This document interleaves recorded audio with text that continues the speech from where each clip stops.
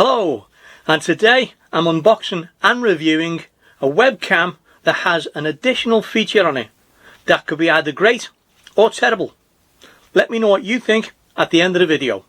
Lights, camera, action! Let's have some fun. This is Webcam Filmora.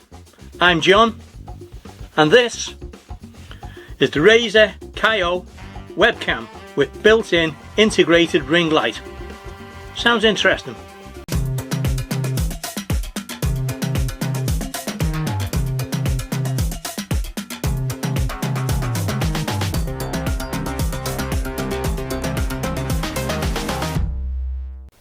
The price is currently £62.99, and that's with a 37% discount in the UK, and is on sale in the US at a 42% discount at $58.08. As a new YouTube channel owner, I know how expensive it can be to get the right equipment like a camera and the right lighting. That's why I'm reviewing this webcam. At that price, which is a great price, and with a built-in light, I'm hoping the quality will be good enough to be able to use for your videos. So let's look at the packaging. I love the black and green. I always like a lime green and black. I think it looks great on packaging, really stands out. The logos seem to have like a shine on them. Very nice. All the information is on there, all the relevant information regarding the product, and all the states for specifications on the box is that it has a multi-step ring light. It's 720p 60 frames per second HD video. Now it doesn't mention that it also has 1080p 30 frames per second, but we'll go into that in more detail later. And it's plug and play with USB. But again, at the bottom of the box it states that it's plug and play for USB with Windows only. Now I know by doing a bit of research that this will also work with a Mac, but you need a little bit of extra software to be able to play around with the settings. Again, I'll go through that when I go through the setup later. You also get a 1-year warranty from the manufacturer, and all in all, it's a lovely little package. So let's open it up and see what's in the box.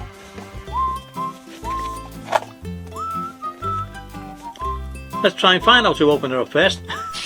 Okay, so there's a little bit of tape at the bottom there. Put the blade away, safety first.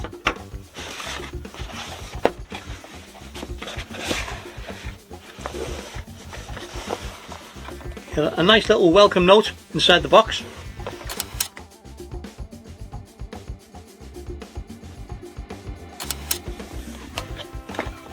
You also get a nicely packaged instruction manual, which I'll have a look at a bit later.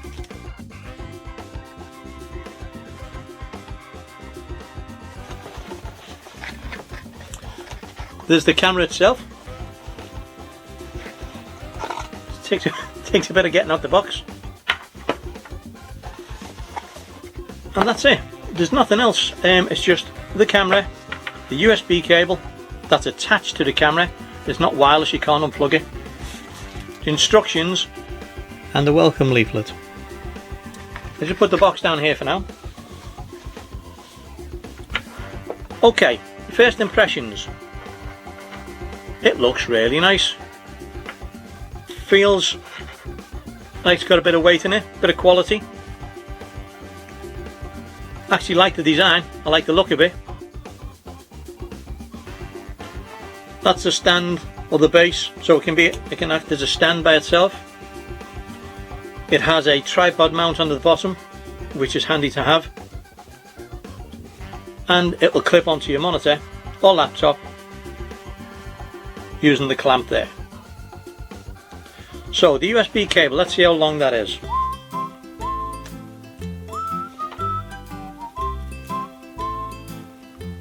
Okay, I think it's approximately about, if my memory serves me right, reading the specifications, as 1.8 meters long. If you can unravel it, of course. Okay, I made the right mess of that, didn't I? But okay, not very long. Okay if you're sitting on top of your computer or laptop and there's a USB socket close by, but if you've got a monitor on your desk and your computer base unit is on the floor, that's not going to reach. I believe it's also USB 2 as well, not USB-C. But again, this camera is a couple of years old now, but it's still on sale and it's had firmware updates, so hopefully it'll be good. So let's look at the specifications. It states it is streamer certified and it is built for streaming and being tested by top streamers. So let's see what a couple had to say. Wow, that looks awesome. Like that looks really good. And this is 720/60, right? This is... No, the camera. Yes, yeah. 1080, yeah. Ich finde die Kamera halt besonders als Einsteigerkamera eigentlich sehr, sehr gut, weil man halt einfach wirklich direkt diese Softboxen drin hat, man hat direkt eine gute Belichtung und vor allem als Starter, wenn man irgendwie mit YouTube oder Streaming oder so durchstarten möchte, dann ist diese Kamera auf jeden Fall eine ziemlich gute Option dafür. It has a multi-step ring light and you get adjustable brightness by turning the ring on the outside of the camera. It records in 720p 60 frames per second and up to 1080p 30 frames per second HD video. It's compatible with the most popular broadcasting software such as OBS, Open Broadcaster Software, and XSplit. It has fast and accurate autofocus, and you can also use manual focus in the downloaded software. It's compact and portable. It'll easily fit into a backpack or computer bag. The camera has a built-in hinge stand and a 1/4" tripod mount. If you haven't already downloaded Filmora, you can do so by clicking in the link in the description below and you get a 7-day free membership to all the effects. So why not give it a go? Time to set it up, give it a go. I'll come back soon. Before I actually set up the camera and plug it in, I've discovered that there is a firmware update available now on the Razer website, but that's only available for Windows. I'll put a link to that in the description below and I suggest you do that first. If you're on a Windows machine, you also have to download the Razer Synapse 3 software. Again, there'll be a link in the description, and that lets you adjust settings within the webcam such as white balance, tone, etc. If you're on a Mac, it's a little bit different, but I'll go through that once I've set this up. Just another little note, it may not affect you, but I'm working on a MacBook Pro M1 chip and that only has USB-C ports. So to be able to use the camera with a USB, I need to add an additional adapter, which is a USB to USB-C. That just goes on the end like so. Okay, I've installed the camera. You can't see nothing at the moment, it's pitch black because I've switched off all the lights in the room. I'm now just going to switch on or spin the ring on the camera, and that's the first setting, which is quite good. It's spooky looking, but it works well. And then if I keep turning the ring, you'll notice that it gets brighter and brighter and brighter, and that looks not a bad setting as well. I've done nothing with any other software. I've basically just plugged it in, opened the photo booth app on my Mac and chose this camera. That is about halfway, I believe. If I keep going round, it gets brighter and brighter and brighter, and I'll keep going to the brightness gets to its 100%, which seems to be about there. You don't know because the ring just keeps spinning and spinning, but obviously it doesn't get any brighter, so that's correct. So it's quite neat. This is how it looks in pitch black with just the webcam, no extra software, and the light at full 100%. What do you think? Let me know. And now I want to test the autofocus again in just pitch black, just using the actual light off the webcam itself. So at the moment it's in focus. Don't worry about how it looks, it's actually in focus. I know it's a bit dull and dark. I've got no other lights on at the moment, and if I place an object right in front of the camera lens, it will focus, but it takes some time. Might be a bit too close there. So if I pull that away, see how quick it focuses on my face. It can be a little bit slow, which could be a problem if you're reviewing products like I'm doing now and you want to show something and hold it up to the screen like so. It takes a minute or two, but when it locks on focus, it's pretty good. I believe you can combat that if you use the Razer Synapse 3 software and turn off autofocus and just set manual focus. I'll be testing that on my MacBook but with different software, because as it states in all of these specifications, it's not compatible with a Mac, but as you can see, it's working on my MacBook Pro fine as a standalone web camera. I would like to be able to get into the settings and change a few things, but with the Synapse software not being compatible, I'll have to download some other piece of software.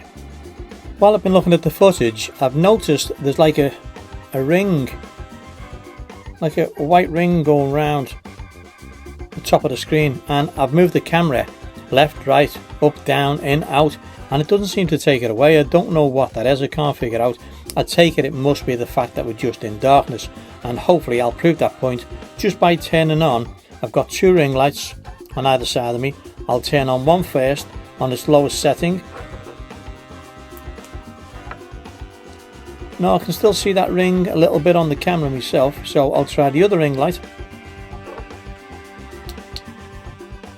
And again I can still see it faintly, but the actual brightness itself looks better.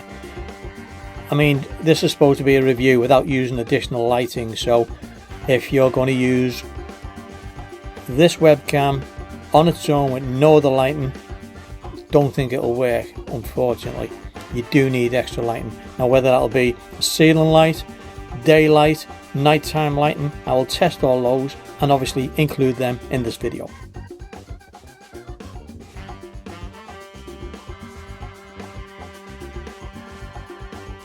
Now as you can see, I'm getting a lot of strobe in here. I've turned on my overhead lights, which are LEDs, and unfortunately when you use artificial light such as LED, fluorescent or incandescent, there is one thing in common between them: they flicker. However, the human eye can't see this, because when it does, it's super fast. This is very true, especially for fluorescent tubes and bulbs. If you think they are on constantly, then you thought wrong. Actually, it turns on and off at times without you even noticing it. This is normal behavior of fluorescence. It does switch from on and off pretty quickly and at standard intervals, and this is what your camera catches, unfortunately. Hopefully I'll be able to fix this with the settings in the app, which I'll try later on in the video.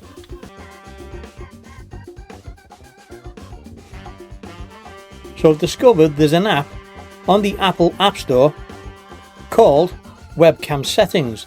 Now it's $6.99 to buy, which is a shame you've got to purchase it, but it does actually let you change the settings on your webcam. I've installed it, I've got it open on my desktop. You'll have to excuse me if you see me looking away down to the screen, but I need to so I can adjust the settings. I'll put a link to that app in the description below as well. Again, that's for the Mac. You won't need that if you have a Windows PC. You can download the Razer Synapse 3 software directly from their website, and it'll do probably more than what this can do, but I haven't played around with the settings on the Webcam Settings app yet. I'm just about to do it, so let's give it a go. When I open the software, I've gone onto basic mode, and you can see from there I can adjust the brightness of the actual camera, and I'm not touching the ring light doing this. I've got the ring light on full brightness all the time, so I can adjust the brightness up and down. I can adjust the contrast, so this now makes it a viable webcam. For an extra $6.99, I think it's worth it. I can adjust the saturation. I'm only moving the bars a little up and down. They will go a lot further than that. So for example, the contrast, if I take it right down, I can take it right up. And again with the brightness, I can take it right down and take it right up. And sharpness as well. Now I don't really like anything too sharp, but I've took that up about 3/4, and it doesn't look too bad, to be fair. It looks okay. take it back down to the basics. Right, you can also do the white balance temperature. There's a little tick in auto. If I take that off, as you can see, it immediately changed, and I can then adjust the white balance. So it's a great little app. That's every. Let me put auto back on. You can also then save that as a new profile. You've got the settings that you like, the colors that you like. You can then save that as a new profile by clicking there, and that will always load, or you can load that with different profiles that you create for different scenarios as and when you come into this software. Let's have a look at the advanced tab. Okay, on the advanced tab you can change the hertz from 50 hertz to 60 hertz. Now that might help with my overhead LED lights. Let me just put them on, won't be a second.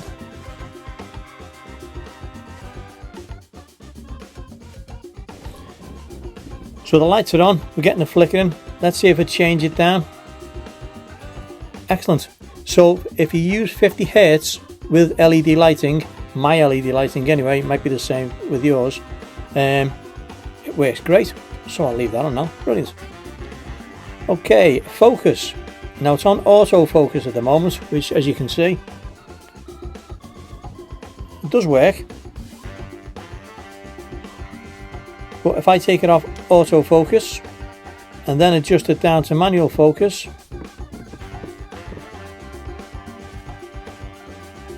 might be about there. That looks pretty clear. That's quite good for a cheap webcam, and it is a cheap webcam. Yeah, I'm quite impressed with that. You can also zoom in by the looks of things. Yeah, so you can actually zoom in on the software, the Webcam Settings software. So that's pretty cool. It's saying here you can actually pan the camera, so I don't think that's got this feature. No. So you can't pan the camera and you can't tilt the camera because it's not available in this. Excellent, they work great. And then there's a preferences tab if you want to change any of the settings in there. I'm quite happy to leave it as it is. So for $6.99, you know, if you add that onto the price of the webcam, again, it's still under £70 UK pounds. That's a great price, and the quality looks okay. So let's try the other different scenarios. Nighttime with lighting, daytime and daylight, and let's get a final review on what we think, or whether this webcam will work for new YouTube channel owners like myself, who could just use this as what they call a run and gun camera, i.e. just leave it on your computer or your MacBook, and if you want to do a quick little video, jump in, turn it on, and away you go. Be interesting to see how it works and how it looks in the other light settings. So please stick with me, watch the video till the end, and I'll tell you what I think of this webcam. You can tell me what you think of the actual webcam itself, and hopefully by the end we'll have a decision on whether or not it's a great camera, it's a bad camera, and whether it's worth £70 at all. So I've been recording all the webcam footage with the actual MacBook Pro built-in microphone. I'm now going to change it over to the Razer and see what the quality of the inbuilt mic on the Razer Kiyo is like. So that now should be using the microphone on the Razer Kiyo. I don't know what it's like until I've heard the video, and let me know in the comments below if you think it's acceptable. Okay, so I've brought my laptop into the bedroom. This is nighttime with the blinds down. I've got the overhead lights on, not full but dimmed down slightly, and as you can see, the picture quality isn't too bad. I'm just having a quick look down at my face. So my face still looks a little bit dark, even though the ring light is on 100%. So again, I think you'd need an extra little bit of light. So I've come to the same location for the daytime test. It's the middle of the afternoon. I've got to have a window right in front of me, just there, and there's no lighting on the webcam at all. There's no lighting in the bedroom at all. This is just a standard daytime setting, and it looks quite good. Let me just turn on the lights to full brightness, 100%. 1 second. Excuse the wobbling laptop. I've got it bounced on me at the moment. Okay, give me a second. Okay, what's that look like? That's quite good. Not bad at all, actually. What I'll do is I'll go and test it now in the other location I was in last night, which was the living room.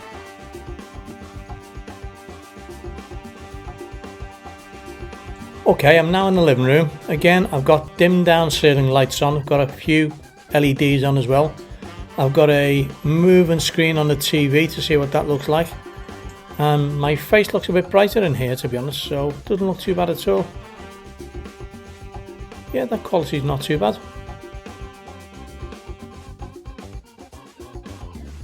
I'm back in the living room for the daytime test.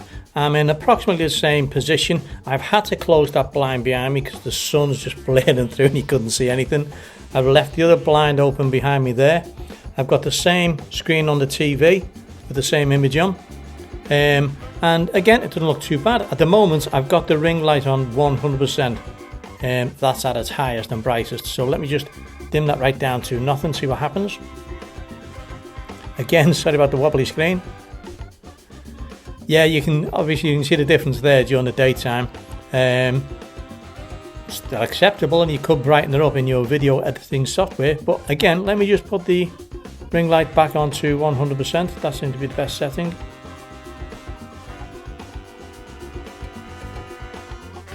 Okay, that doesn't look too bad. Yeah, quite impressed with that, really. So let's have a look at the pros and cons and get a final verdict.